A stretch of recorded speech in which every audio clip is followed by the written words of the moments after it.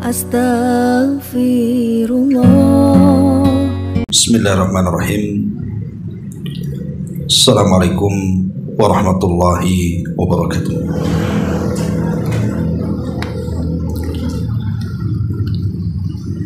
Alhamdulillah, wassalatu wassalamu ala rasulillah wa ala alihi wa sahbihi wa mawalah wa la hawla wa la quwata illa billahi wa ba'du. Kita lanjutkan kajian kita, masih membahas kitab Bulughul Maram, dan kita masih masuk dalam kitab Al-Janaiz pada urutan hadis ke-522 di sini, dari hadis Ma'qil ibn Yasar radhiyallahu anhu. Kita baca hadisnya baru kita jelaskan. Wa an Ma'qali ibn Yasarin radhiyallahu anhu anna an-nabiy sallallahu alaihi wasallam qala iqra'u ala mautakum Yasin, rawahu Abu Dawud wan Nasa'i wa sahhahahu Ibnu Hibban. Dari Ma'qil ibn Yasar, semoga Allah meridainya, sesungguhnya Nabi sallallahu alaihi wasallam beliau bersabda, bacalah ala mautakum, terhadap orang yang meninggal di antara kalian, Yasin, surah Yasin. Kalimat mauta ada dua makna. Maksudnya orang yang sedang sakaratul maut atau yang sudah betul-betul mengalami kematian. Ma'asyiral muslimat yang dimuliakan Allah Subhanahu wa taala, hadis ini adalah hadis yang lemah. Dikeluarkan oleh Abi Dawud, Nasa'i di dalam kitabnya Amal Yaum dan Lail, dan juga Ibnu Hibban. Karena ada seorang laki-laki bernama Abu Uthman, dan dia tidak dikenal, meriwayatkan dari ayahnya dari Ma'qil, dan bapaknya juga majhul, tidak dikenal. Belum lagi ada ittirab, kegoncangan dalam hadisnya, karena ada kemungkinan marfu, ada kemungkinan mauquf. Artinya ada kemungkinan sampai kepada Rasul, ada kemungkinan juga sampai kepada sahabat saja, atau boleh jadi ayahnya ataupun ayahnya perawi Abu Uthman dilangkahi langsung kepada Ma'qil ibn Yasar, dilangkah satu rawi. Intinya bahwa hadis ini lemah, tidak sahih. Memang kalau kita cerita tentang surah Yasin, banyak riwayat-riwayat yang memang kata para ulama hampir secara keseluruhan itu tidak sahih. Jadi riwayat surah Yasin ini hampir secara keseluruhan riwayat-riwayatnya tidak sahih, artinya lemah. Bahkan sebagiannya sampai kepada tingkat maudhu, artinya palsu. Di antara riwayatnya, selain daripada riwayat ini, ada riwayat yang lain yang disebutkan dalam hadis Nabi sallallahu alaihi wasallam, seperti hadis man qara'a surat Yasin fi lailatin asbaha maghfuran lahu. Barang siapa yang membaca surah Yasin di malam hari, maka dosa-dosanya akan diampuni. Hadis ini maudhu, palsu. Kemudian juga hadis Nabi sallallahu alaihi wasallam, man dawama ala qiraatiha kulla lailatin thumma mata syahida. Siapa yang mendawamkan membaca surah Yasin setiap malam, maka kalau dia mati, maka mati seperti orang yang mati syahid. Hadis ini juga maudhu, palsu. Ada juga hadis likulli syai'in qalban wa qalbul Qur'an Yasin, man qara'aha faka'annama qara'al Qur'ana 10 marrat. Setiap sesuatu itu memiliki hati, dan hati Al-Quran itu surah Yasin. Barang siapa membacanya 1 kali, seolah-olah dia membaca Al-Quran 10 kali. Riwayat-riwayat ini semua tidak benar, tidak ada yang sahih, sebagaimana dinyatakan oleh Imam Ibnu Jauzi dan meletakkan dalam kitabnya hadis-hadis palsu. Kemudian juga Imam Asy-Syaukani Al-Fawaid Al-Majmu'ah, dan menyatakan bahwa hadis-hadis ini tidak ada yang sahih. Intinya bahwa keutamaan surah Yasin semuanya tidak ada yang sahih. Adapun hadis yang kita baca di sini, iqra'u ala mautakum Yasin, bacalah kepada orang yang sakaratul maut atau orang yang sudah meninggal surah Yasin. Seandainya hadis ini sahih, maka maknanya adalah sebagaimana dinyatakan oleh Imam Ibnu Katsir rahimahullahu ta'ala. Beliau mengatakan ada sebagian para ulama ketika menyebutkan tentang kekhususan surah Yasin, kemudian dibacakan kepada orang yang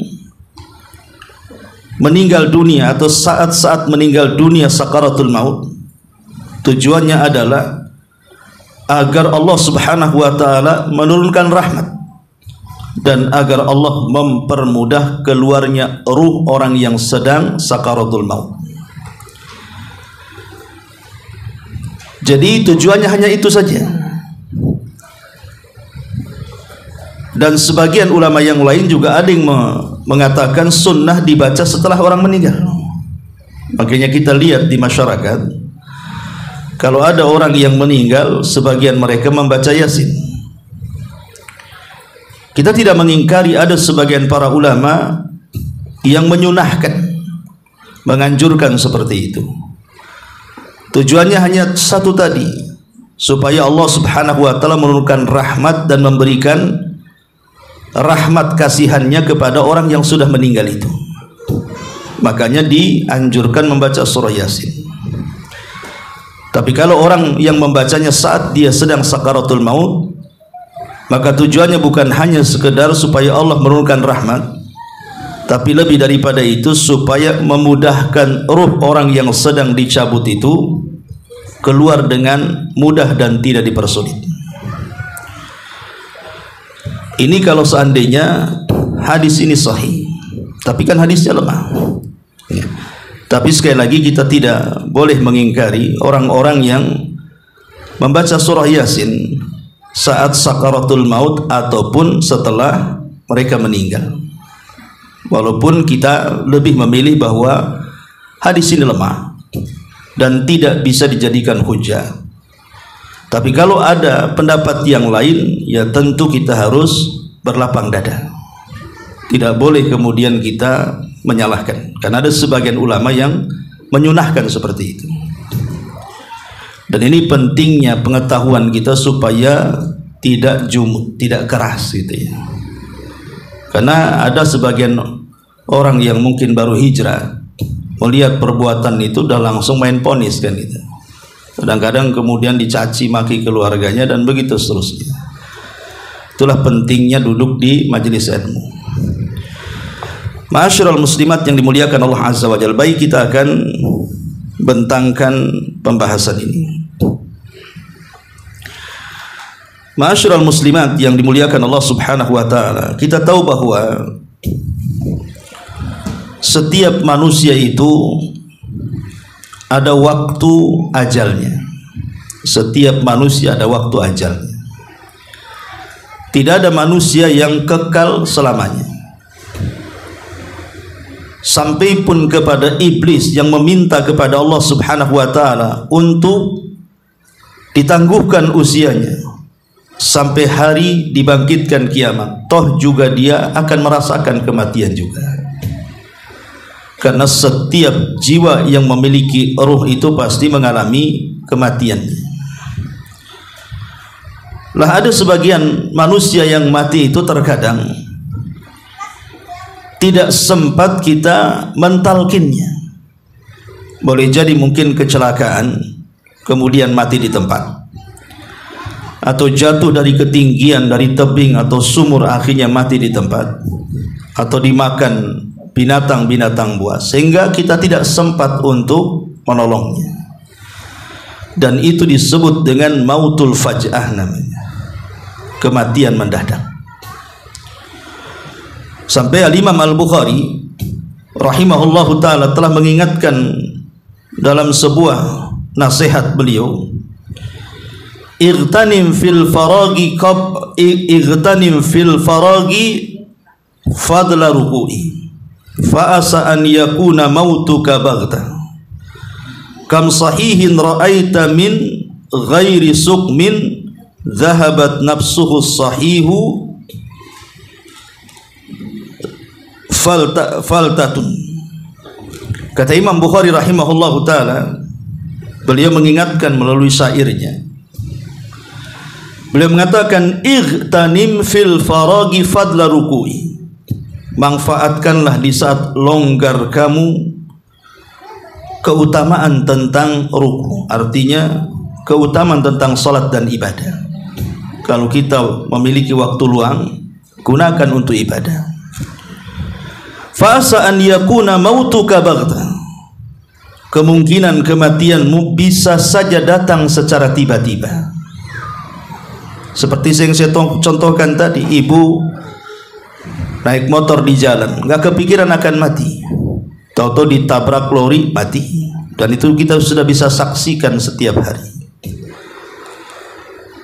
Makanya beliau mengatakan, kam sahihin ra'aita min ghairi sukmin. Berapa banyak orang yang sehat yang kau lihat tanpa ada sakit, dhahabat nafsuhu sahihu fultatun. Jiwanya yang sehat pergi dengan mendadak secara tiba-tiba.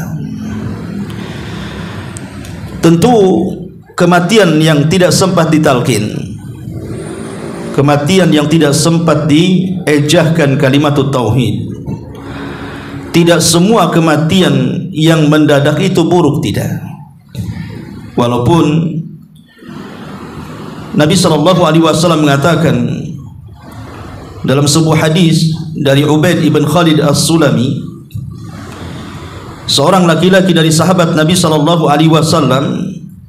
pernah berkata satu hari dari Nabi SAW, qala mautul faj'ati akhdatu asifin. Kematian mendadak itu adalah siksaan yang membawa penyesalan. Jadi kematian mendadak itu adalah siksaan yang membawa penyesalan. Ya, betul. Karena kematian mendadak ini tidak ada kesempatan kita untuk beramal baik. Tidak ada kesempatan kita untuk beramal soleh lebih banyak lagi. Makanya akan menjadi penyesalan nanti setelah kematiannya. Jangan lagi yang mati mendadak. Yang mati tidak mendadak saja, kalau dia meninggal dunia, mereka ingin dikembalikan ke dunia. Tetapi Nabi SAW mengatakan dalam hadis yang lain, mautul faj'ah takhfifun 'alal mu'min wa akhdatu asifin 'alal kafir. Kematian mendadak adalah keringanan terhadap orang-orang yang beriman dan siksaan yang membawa penyesalan terhadap orang-orang kafir. Karena betapa banyak ma'asyiral muslimat yang dimuliakan Allah Azza wa Jalla, orang yang terbaring sakit, bukan hanya sehari dua hari, sebulan dua bulan, bahkan bertahun. itu menyusahkan keluarganya. Bahkan terkadang orang yang merawatnya justru kelemahan, akhirnya sakit dan mati duluan dibandingkan orang yang dirawatnya. Belum lagi uang yang dihabiskannya, waktu yang dicurahkannya, tenaga yang diberikannya, itu merepotkan orang. Sehingga kalau orang mati mendadak, seandainya tidak sakit itu langsung mati, kan tidak ada yang direpotkan. Karena banyak orang yang putus asa, akhirnya mengakhiri jiwanya gara-gara memandang kasihan kepada orang-orang yang merawatnya, sehingga bergumam dan mengatakan lebih baik aku mati dibandingkan merepotkan orang. Tetapi ini hanya berlaku kepada seorang mukmin. Kematian mendadak itu sebuah keringanan bagi dia, supaya tidak ada yang berhutang kepadanya. Dia membawa amalannya sendiri. Ma'asyiral muslimat yang dimuliakan Allah Subhanahu wa taala. Tetapi kalau seandainya matinya tidak mendadak seperti itu, maka di sana ada bagi kita orang-orang yang masih hidup untuk memperhatikannya. Lah salah satunya hadis kemarin yang kita baca, lakinu mautakum bila ilaha illallah. Ejahkan kepada orang yang sedang sakaratul maut dengan kalimat la ilaha illallah. Karena Rasul mengatakan man kana akhiru kalamihi la ilaha illallah dakhalal jannah. Siapa yang akhir ucapan sebelum kematiannya la ilaha illallah, maka dijamin masuk surga. Artinya mati di atas tauhid. Ataupun dalam hadis ini Nabi mengatakan iqra'u ala mautakum yasin. Bacalah kepada orang yang sedang sakaratul maut di antara kalian surah Yasin. Kalau seandainya bagi mereka yang mensahihkan hadis ini seperti Al-Imam Ibn Hibban mensahihkan hadis ini, sehingga sebagian ulama mereka menyunahkan. Tentu tujuannya seperti yang dikatakan Al-Imam Ibn Katsir tadi, menukilkan sebagian perkataan para ulama bahwa tujuan membaca surah Yasin ketika orang sedang sakaratul maut itu dua macam. Pertama, mengharap rahmat Allah turun kepada orang yang sedang sakaratul maut. Yang kedua, agar Allah memudahkan ruhnya keluar. Tapi bagi yang mensahihkan hadis ini, ya silahkan saja. Tetapi bagi yang melemahkan dan memang yang kuat bahwa hadis ini lemah, maka tidak perlu kita membacakan surah Yasin. Cukup membacakan la ilaha illallah saja. Cukup membaca tauhid. Itu sudah cukup, karena hadis tentang lakinu mautakum bila ilaha illallah itu sahih, tanpa harus membaca surah Yasin. Ma'asyiral muslimat yang dimuliakan Allah Subhanahu wa taala. Islam mengajarkan kepada kita beberapa adab yang harus dipahami bagi kita yang hidup ketika menghadapi orang yang sedang menghadapi kematian. Apa yang harus kita lakukan selain daripada mentalkin kalimat la ilaha illallah atau membaca surah Yasin bagi yang mensahihkan hadis ini? Yang pertama, tentu kewajiban kita adalah menasihati orang yang sedang kena musibah ini dengan kesabaran. Kemudian ajarkan tentang baik sangka dengan Allah Subhanahu wa taala. Jangan sampai dia mati dalam keputusasaan. Berikan sifat optimis bahwa ada kebaikan yang bisa menyelamatkannya. Kemudian yang kedua, kalau Allah Subhanahu wa taala takdirkan dia meninggal dunia, maka arahkan ke arah kiblat. Berdasarkan hadis Bara Ibn Mas'ud radhiyallahu anhu, dia mewasiatkan agar setelah meninggal jasadnya dihadapkan ke kiblat. Kemudian yang ketiga, talqinuhu syahadah, mentalkinkan dengan persaksian kalau detik-detik kematiannya, dan tadi sudah saya bahas. Kemudian yang keempat, taghmidhu ainaihi ba'da mufaraqatir ruhi lil jasad, menutup kedua matanya yang melotot apabila dipastikan ruhnya sudah keluar dari jasadnya. Sebagaimana hadis Nabi sallallahu alaihi wasallam, "Inna ruha idza qubidha tabi'ahul basar." Sesungguhnya ruh itu apabila dicabut maka pandangan akan mengikutinya. Maka kebiasaan orang meninggal itu biasanya terbelalak matanya. Makanya disunahkan untuk ditutup supaya tidak menakutkan. Bahkan juga menutup mulutnya kalau dia menganga. Karena ruh itu kan dicabut dari mulutnya, terkadang menganga. Maka selain menutup matanya juga tutup mulutnya. Kemudian juga di antara ada berikutnya ta'jilu tajhizihi. Segerakan fardu kifayah. Jangan dibiarkan si mayat itu. Maksudnya fardu kifayah di sini ma'ruf. Segerakan mandikan, segerakan kafankan, segerakan solatkan, dan segerakan kuburkan. Karena ini kebaikan bagi si mati dan tidak ada baik bagi orang yang hidup. Membiarkan orang mati di rumah terlalu lama itu tidak membawa kebaikan bagi keluarganya. Justru akan membawa kebaikan bagi si mayat yang dikuburkannya. Jangan seperti sebagian adat masyarakat, terkadang matinya hari ini, besok baru dikubur. Alasannya menunggu saudaranya, menunggu keluarganya. Pertanyaannya kalau mereka datang, apa yang bermanfaat untuk si mayat? Tidak ada. Kedatangan mereka tidak ada manfaat bagi si mayat, justru menyiksa si mayat.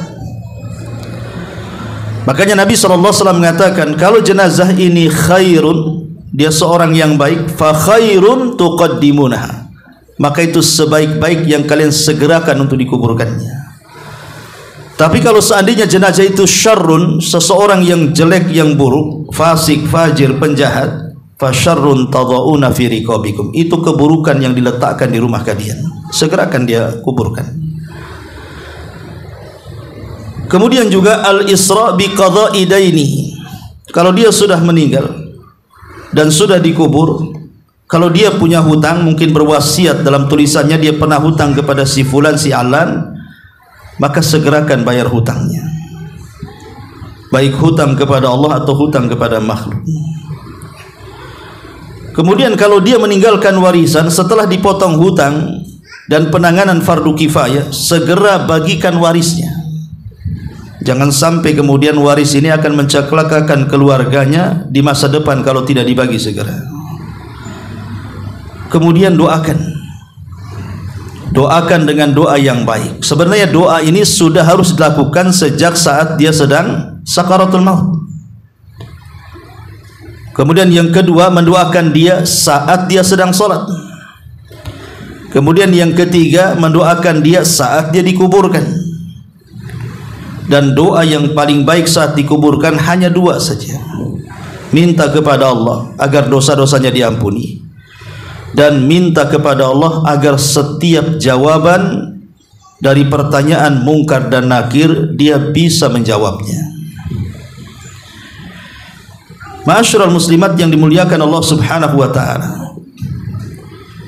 Dan begitulah nanti kita akan sampai kepada pembahasan adab-adab seputar orang yang meninggal. Salah satunya adalah mentalqin dengan kalimatut tauhid la ilaha illallah, karena ini hadisnya sahih, atau dengan surah Yasin bagi yang menganggap hadis ini sahih, tapi bukan mentalqin.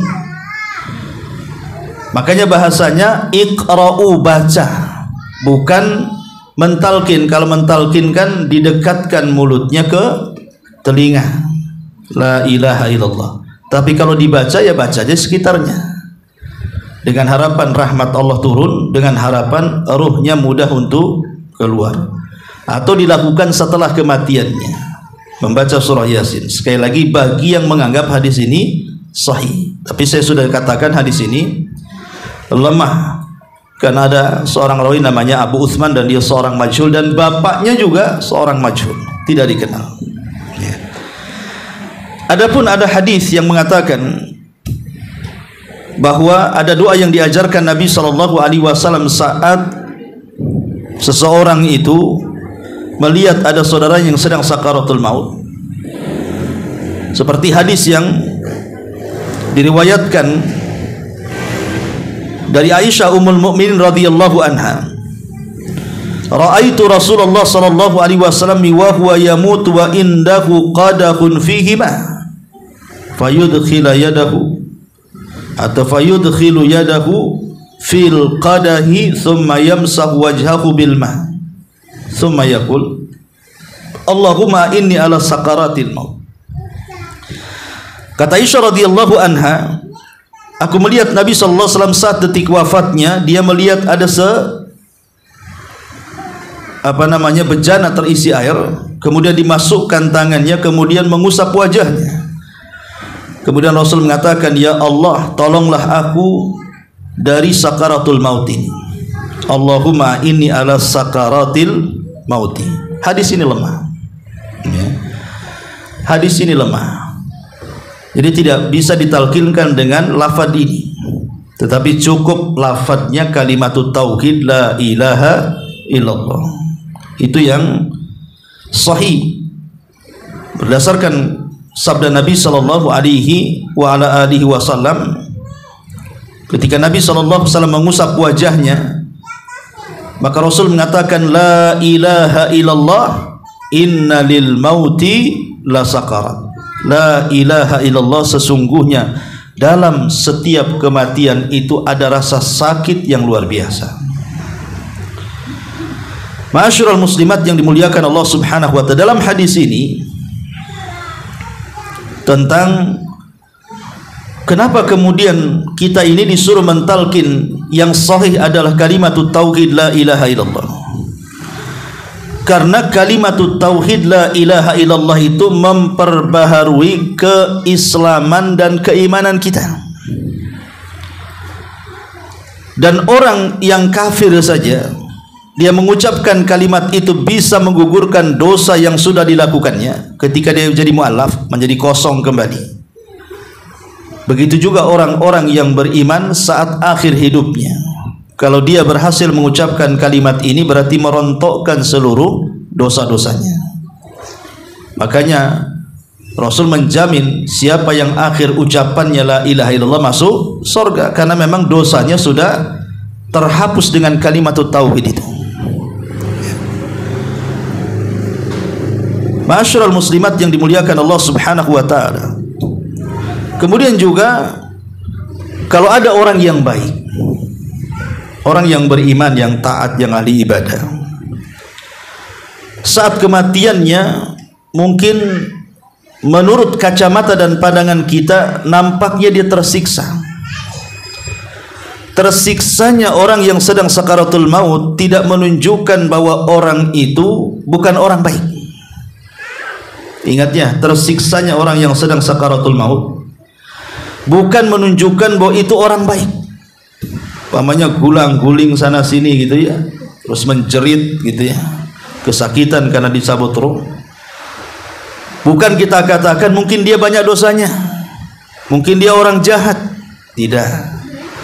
Karena memang yang namanya kematian itu ada sakaratnya, ada rasa sakit yang luar biasa, sehingga terkadang sebagian orang-orang yang beriman tidak tahan, sehingga menampakkan gejala-gejala seolah-olah dia sedang kesulitan.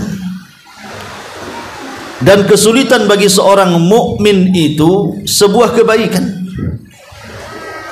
karena Rasul yang mengatakan ajaban li amril mu'min inna amrahu kullahu khairun.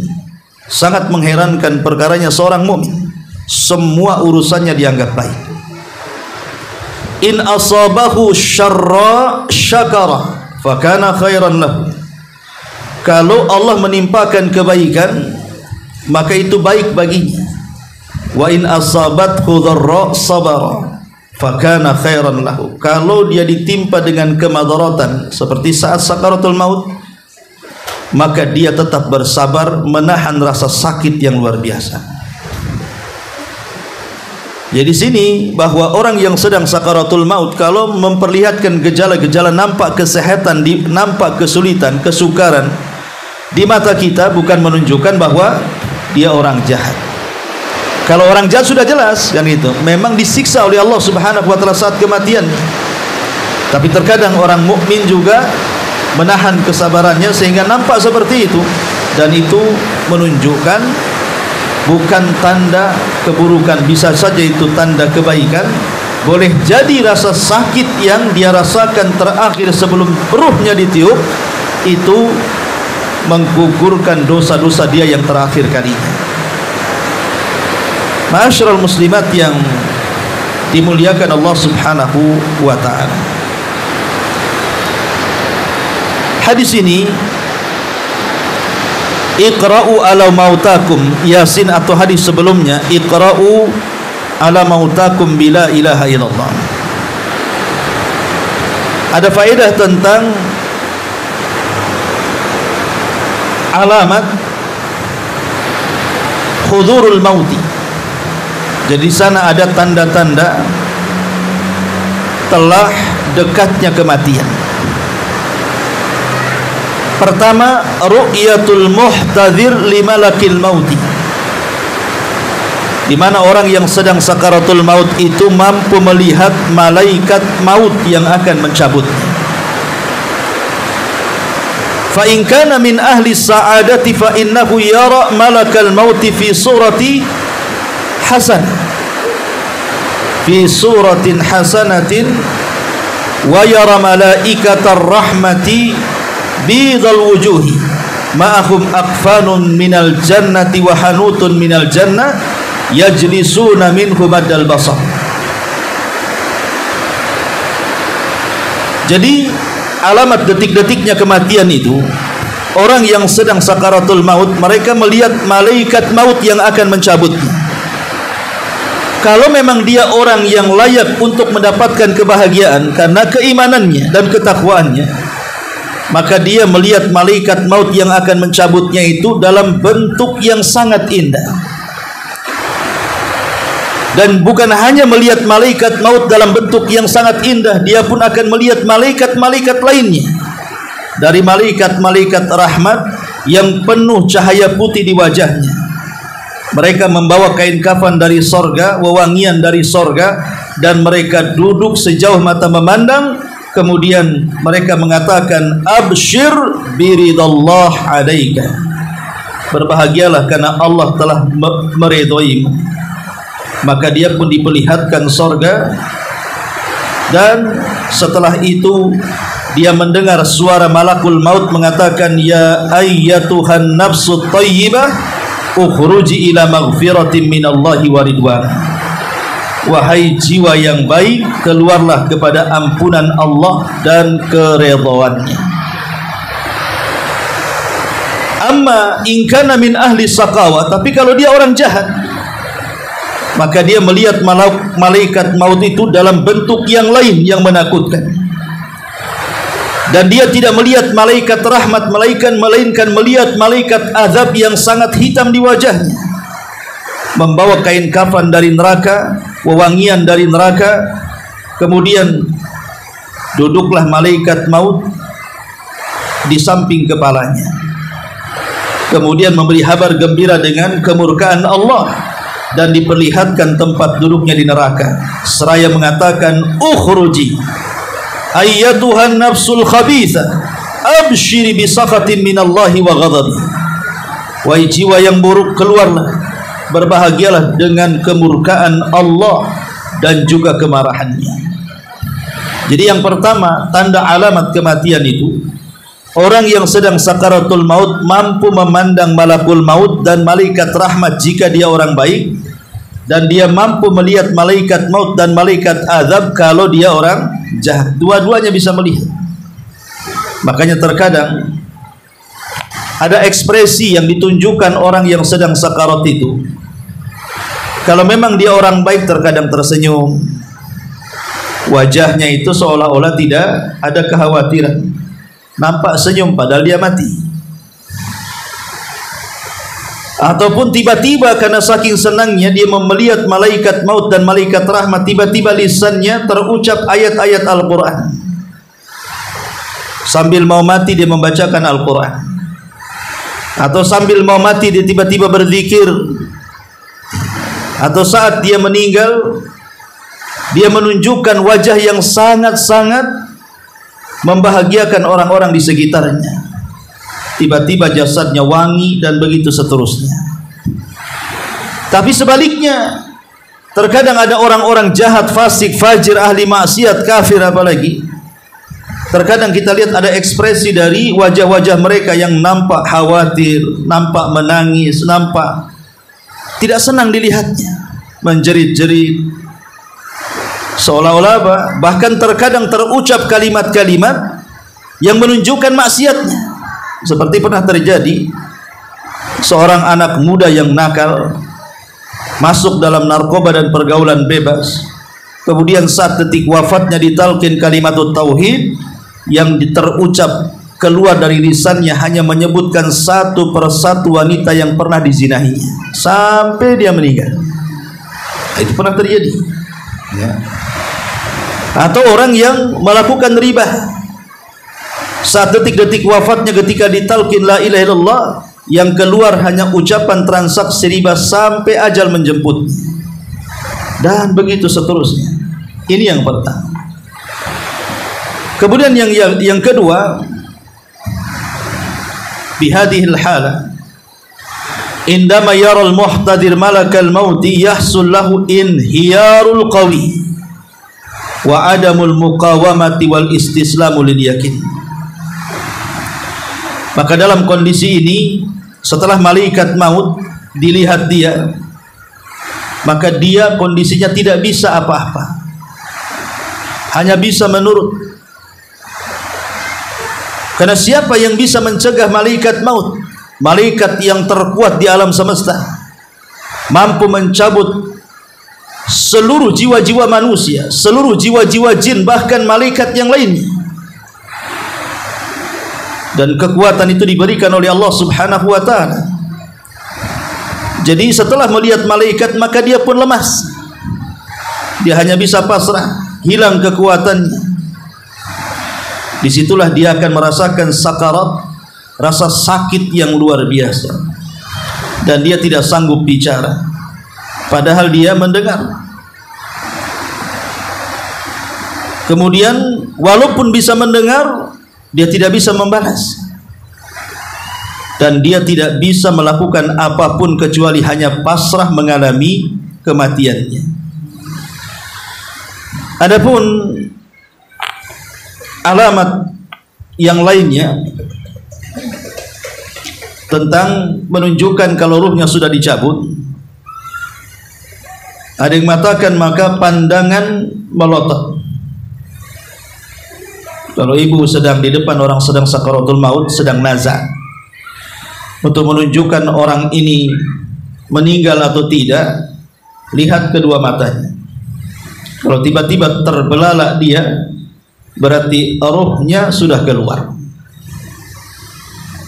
Kemudian inhiraful anfi anil yamini wasyimal, tiba-tiba hidungnya yang mancung ke depan, tiba-tiba seolah-olah tidak ada tulang. Jadi dia bisa dibelokkan ke kanan dan dibelokkan ke kiri. Jadi lemas dia. Kemudian juga sukunul qalbi wa wuqufu dharabati. Kemudian tidak ada lagi detak jantung dan tidak ada gerakan lagi sama sekali. Wa burudatul jismi, dan tiba-tiba mendingin seluruh jasadnya. Iltifatus sakil aiman ala al-aisar awil aqs, ataupun kedua betis kiri kanannya terlipat dan tidak bisa digerakkan lagi, karena ruh itu kan dicabut dari kakinya dulu. Makanya Allah mengatakan wal tafatis saqu bisaq, ruh itu dicabut dari kakinya dulu, dari ujung jemari kaki itu ruh itu dicabut dari situ. Apa alasannya? Supaya dia tidak bisa lari. ketika ruh itu dicabut dari tangannya, boleh jadi dia lari ke masjid untuk bertobat kepada Allah Azza wa Jalla.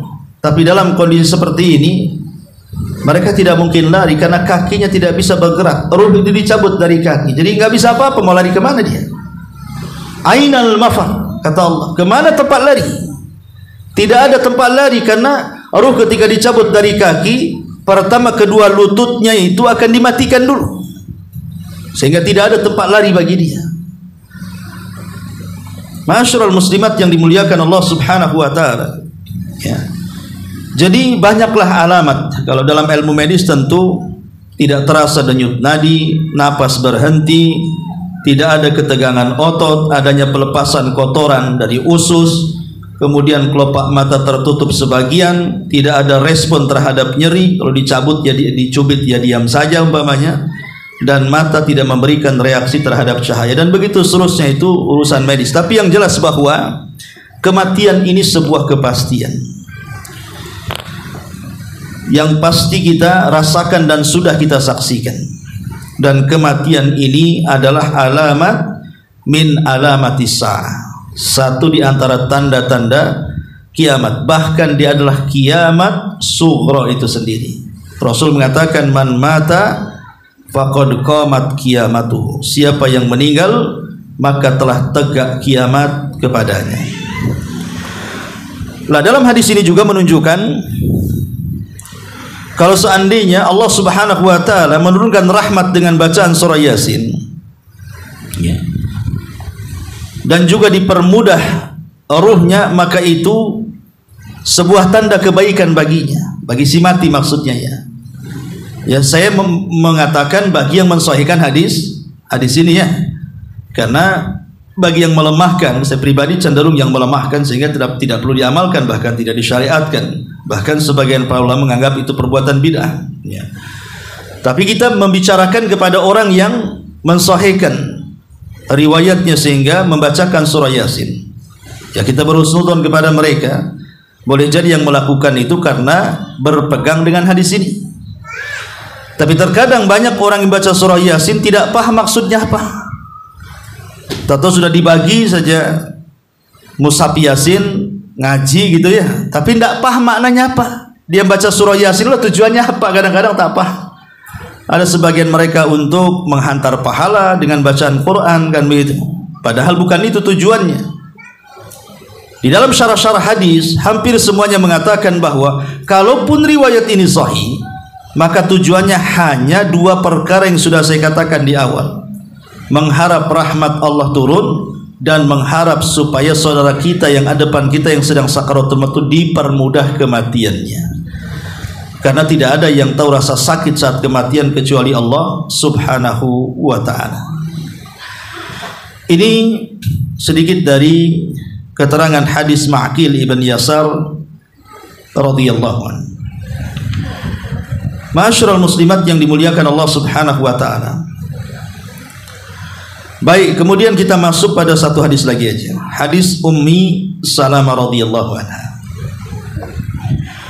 An Ummi Salamah radhiyallahu anha qalat, dari Ummu Salamah radhiyallahu anha dia mengatakan, dakhala Rasulullah sallallahu alaihi wasallam ala Abi Salamah. Rasul masuk ke rumah Abi Salamah. Wa qad syaqqa basaruhu, dan kedua matanya telah terbuka. Fa aghmadahu, kemudian Rasul menutupnya. Tsumma qala, kemudian dia mengatakan, inna ruha idza qubidha tabi'atul basar, sesungguhnya ruh apabila dicabut itu maka pandangan akan melihatnya, karena ruh dicabut dari mulutnya. Fadhajjan nasun min ahlihi, maka manusia menangis. Ramai orang-orang yang menangis dari keluarganya di sekitarnya. Maka Nabi SAW kemudian melarang mereka dan mengatakan, la tad'u ala anfusikum illa bi khairin, janganlah kalian mendoakan kepada diri-diri kalian kecuali kebaikan. Fa innal malaikata tu'minuna ala ma taqulun, Karena malaikat hadir di sini, mereka akan mengaminkan apa yang kalian doakan. Tsumma qala, kemudian Rasul mencontohkan cara mendoakannya. Allahumma ighfir li Abi Salamah. Ya Allah, ampuni untuk Abu Salamah. Warfa' darajatahu fil mahilin, angkat derajatnya setinggi mungkin. Wafsah lahu fi qabri, luaskan baginya kuburannya. Wa nawwir lahu fihi, terangkan cahaya dalam kuburnya. Wahlufhu fi aqibihi, dan berikan ganti yang baik setelah meninggalnya. Dari hadis ini bisa kita pahami bahwa kalau seandainya ada di antara keluarga kita meninggal dan kita menyaksikan bagaimana mereka meninggal dan di depan mata kita, ya terkadang perasaan cinta kepada orang yang meninggal karena dia mungkin pasangan, ayah, ibu, anak, atau orang-orang dicintainya. Terkadang kehilangan orang-orang yang dicintai itu menyakitkan dada. Disitulah Allah uji tentang kesabaran kita. Karena Rasul mengatakan inna sabra fi sadmatil ula, kesabaran itu diuji ketika pukulan pertama saat musibah datang.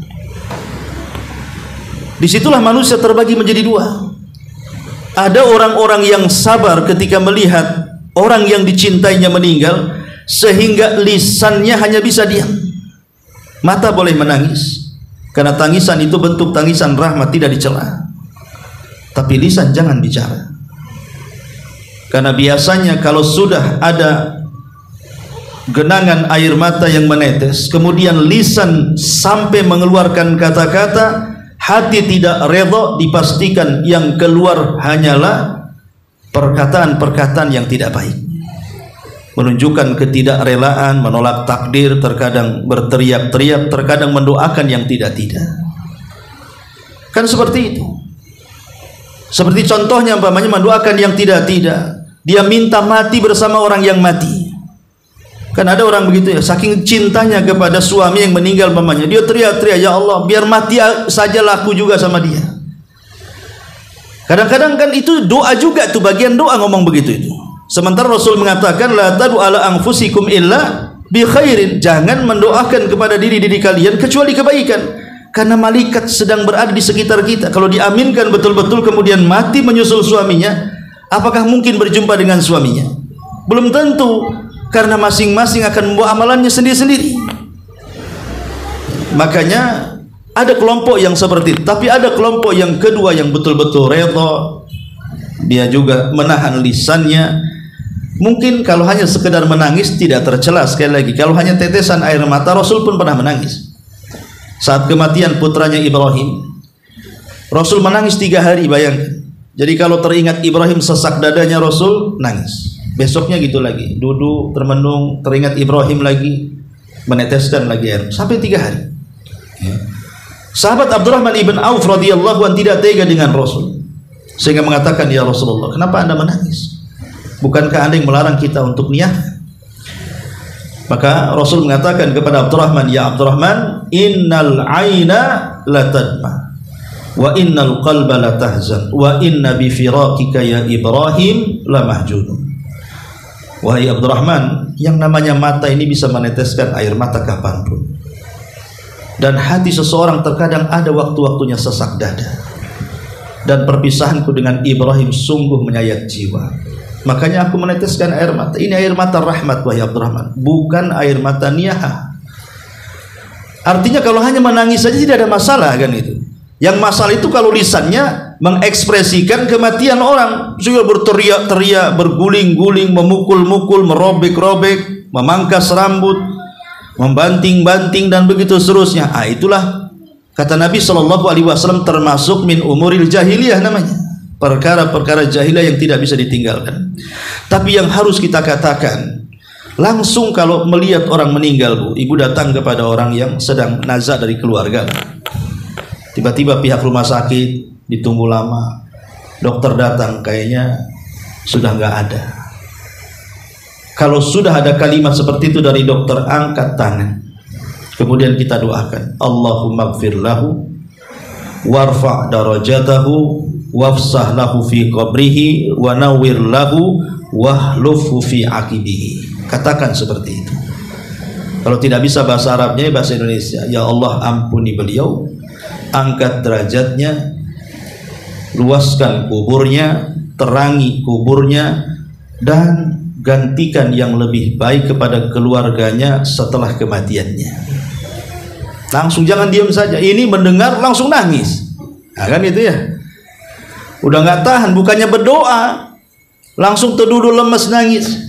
Ya, kita bukan malaikat yang berjiwa tangguh, betul ya. Tetapi sekali lagi, bahwa yang membimbing orang itu bisa teguh saat menerima musibah itu karena ilmu sebenarnya. Kalau orang punya ilmunya, insya Allah dia akan menahan dirinya. Tapi kalau tidak punya ilmu, lihat orang-orang awam ketika orang yang dicintainya dihabarkan meninggal, seolah-olah tenaganya dari kepala sampai kaki hilang, langsung terduduk dia, menangis, menjerit, dan begitu seterusnya. Nah, ini bukan akhlak seorang muslim. Wallahu alam, saya kira cukup sampai di sini. Sebelum saya tutup, silakan kalau ada yang mau bertanya.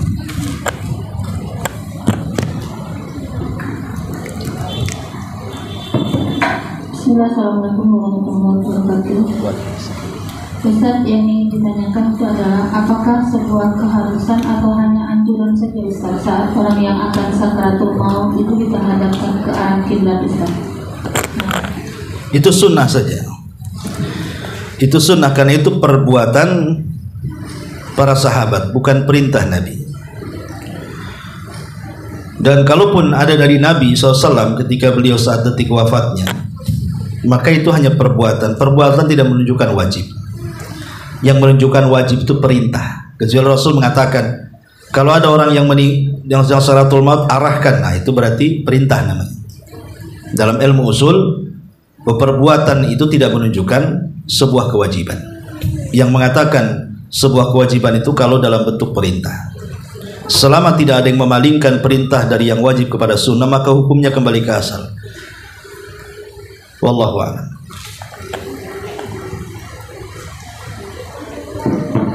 Kemudian yang berikutnya Ustaz, yaitu cara menasihatin orang yang akan mau meninggal dunia dan ajarkan kepada dia untuk baik sangka. Itu contohnya seperti apa Ustaz? Contohnya yang sedang saya contohkan, membicarakan di sekitarnya dengan suara yang lantang supaya didengar tentang kebaikannya. Jadi umpamanya ada di samping orang sedang sakaratul maut, kita yang di sampingnya jangan menceritakan keburukannya, ceritakan kebaikannya dan dikeraskan biar dia dengar. Dia kan mendengar, cuma tidak bisa bicara. Dia bisa mendengar tapi tidak bisa menjawab. Orang itu mendengar, makanya ketika dia mendengar jangan bicarakan tentang keburukan, karena orang yang sedang sakaratul maut itu terbatas akalnya. Dia akan menyerap apa yang didengar sekitarnya. Maka bicarakan. Pamannya kita bicara, lu sayang, kenapa orang baik kok cepat matinya, gitu ya. Padahal dia baik, lo suka nolong. Ya, dia juga saya lihat suka sholat pada setahun sekali. Ya, intinya jangan ceritakan keburukan lah. Pokoknya kebaikan, walaupun dia sebenarnya kebaikannya tak banyak, lebih banyak jahatnya, tidak apa-apa. Yang baik yang sedikit itulah ceritakan. Boleh jadi kalau itu yang didengar dia tenang dadanya. Apa yang didengar masuk ke otaknya, mungkin dalam pikiran sebelum matinya dia berpikir, alhamdulillah saya masih punya kebaikan, masih punya harapan, sehingga dia ada husnuzon, yang ingat mudah-mudahan dengan itu saya bisa masuk surga. Jadi tidak lagi dia putus asa. Kalau kita ceritakan tentang keburukannya atau hal-hal yang tidak ada faedahnya, cepatlah sembuh, kita mancing lagi, ya, cepat sembuh, kita gibah lagi. Nah ini kalau kalimat-kalimat seperti itu nanti kerekam dia seolah-olah dia tidak punya kebaikan, walaupun dia banyak kebaikannya. Nanti akhirnya diputus asa, memang saya ini orang jahat, ahli maksiat, banyak dosanya, aduh lah sudah masuk neraka, pasrah saya. Akhirnya kan putus asa, dia nggak ada harapan. Padahal saat detik-detik seperti itu harapan harus lebih besar dibandingkan takut. Sebab kalau seandainya takutnya lebih besar dibandingkan harapnya, yang ada keputusasaan, boleh jadi itu dosa terakhir yang dia bawa. Tapi kalau harapan yang ditinggikan dengan diceritakan kebaikannya sehingga rasa takutnya menurun, harapnya tinggi, boleh jadi husnudzon itulah, husnudzon kepada Allah itulah amalan yang terakhir yang dia bawa. Artinya dia masih bawa pahala saat detik-detik wafatnya. Pahala bentuknya berbaik sangka dengan Allah. Dan Allah mengatakan, ana ma'a dhanni abdi bi. Saya bersama prasangka hambaku, kata Allah. Kalau dia berprasangka baik, aku baik. Kalau dia berprasangka buruk, aku juga tidak akan baik kepadanya. Wallahu a'lam. Kemudian pertanyaan berikutnya, Ustaz. Tadi Ustaz katanya menjelaskan tentang seseorang itu yang akan meninggal dunia itu dia akan melihat malaikat. Yang menjadi pertanyaan si bulanan ini adalah, apakah di saat itu Ustaz pertarungan antara malaikat rahmat dan malaikat pengazab itu memperebutkan ruhnya, dan orang yang akan meninggal itu diperlihatkan Ustaz dosa-dosa yang pernah dia lakukan, demikian juga apakah diperlihatkan juga amal-amal soleh yang dia lakukan saat sakratul maut itu, Ustaz? Ya, alhamdulillah. Sebenarnya keterangan tadi itu adalah dasarnya surah di dalam Al-Quran ada, tepat dalam surah Qaf ayat 22. Ya, dalam surah Qaf ayat 22. Laqad kunta fi ghaflatin min hadza fakashafna anka ghita'an fabasaruka al-yawma hadid. Dan sungguh engkau berada dalam kelalaian sebelum ini, maka saat detik-detik wafatmu, fakashafna angka, kami singkapkan darimu ghita'ak, penutup yang selama ini menutup matamu.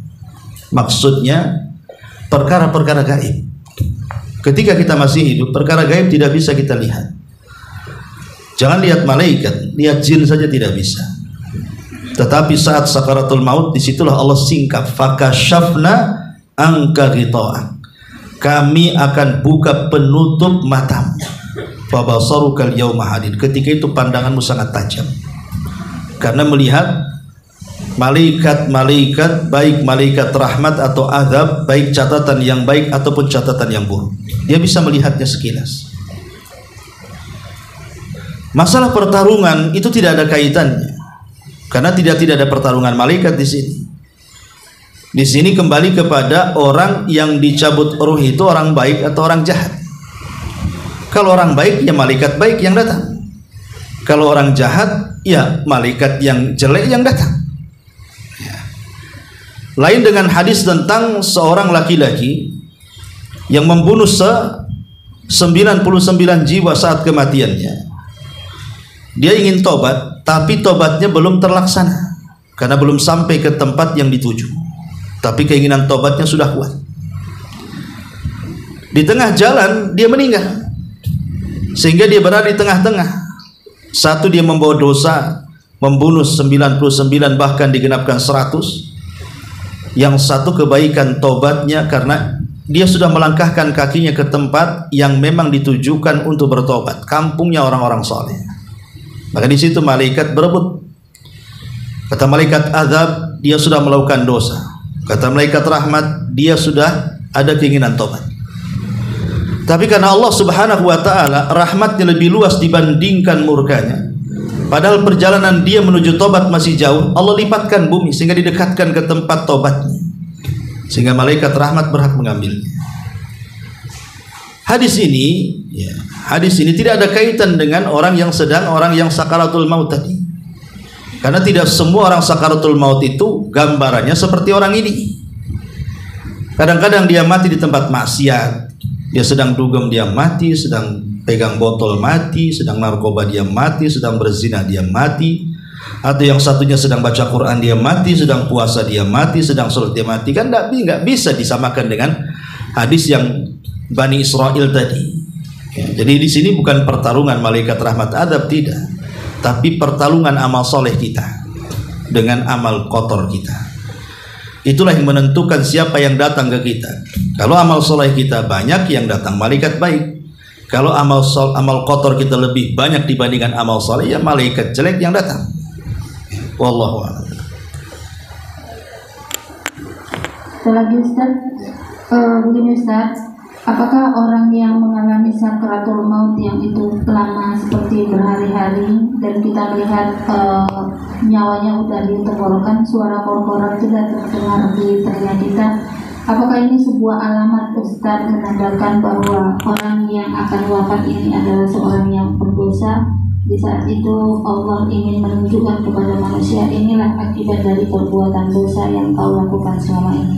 Tidak, itu bukan menunjukkan bahwa dia itu orang jahat atau orang baik. Sekali lagi, tadi sudah dijelaskan bahwa sesuatu yang nampak bagi kita bahwa dia kematiannya dipersulit, mungkin suaranya nyegrok, tuh guling sana guling sini, ya, atau mungkin suara pekikan yang keluar. Itu ada dua kemungkinan. Boleh jadi itu orang baik, boleh jadi itu orang jahat. Kalau dia orang jahat, memang seperti itu pemandangannya. Memang orang jahat disiksa sebelum kematiannya. Tapi orang baik boleh jadi itu akhir dari pengguguran dosanya. Allah berikan musibah seperti itu. Karena di antara hikmah musibah itu kan menggugurkan dosa. Jadi tidak mesti gitu ya. Ya kita lihat kehidupan sehari-harinya apa. Pamannya kita lihat ini kawan ini rajin ngaji, rajin sholat, tidak pernah gibah orang, nurut, pendiam, pokoknya luar biasa lah di mata kita. Saat kematiannya kayak begitu, apa langsung kita katakan, wah ini kena azab dia katanya. Yang satunya ahli maksiat, ketika mati diam saja, wah ini kena rahmat ini. Ya kan gak adil jadinya. Walaupun belum tentu yang jahat kematiannya seperti itu, diam saja, itu sebuah kejahatan bagi dia, bisa saja sebuah kebaikan. Orangnya jahat, tapi saat kematiannya kok senyum. Jangan lihat dohir kejahatannya. Boleh jadi dia punya amalan yang kita tidak punya. Dohir mata kita aja dia orang jahat, rupanya dia ahli tahajud, mungkin dia ahli sedekah, mungkin dia punya amalan yang kita tidak punya. Makanya pentingnya kita ini berbaik sangka dengan orang. Selama dia seorang mukmin bukan kafir, maka kita tidak boleh memvonis. Kecuali kalau dia mati di atas kekafiran, jelas-jelas kafirnya, bisa kita vonis pasti masuk neraka dia, karena sudah mati masalahnya. Tapi kalau masih hidup jangan. Hatta orang kafir sendiri kalau masih hidup jangan divonis masuk neraka. Boleh jadi sebelum matinya dia mualaf.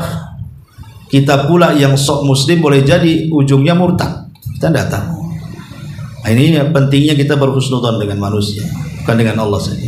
Wallahu a'lam. Ustaz, ini pertanyaan dari anak khusus Ustaz. Begini Ustaz, bisakah Ustaz ajarkan kepada kami semua doa yang diajarkan oleh Rasulullah SAW, doa agar dimudahkan saat sakaratul maut, agar tidak disesatkan oleh iblis saat mengalami sakaratul maut, Ustaz.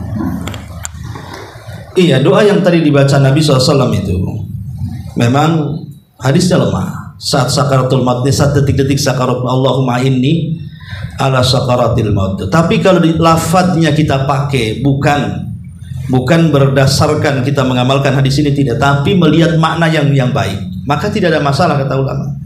Kita mengambil maknanya, bukan berkeyakinan dengan hadisnya, tidak. Hadisnya kita katakan lemah, tapi kalau kita mau mengambil maknanya ya tidak apa-apa.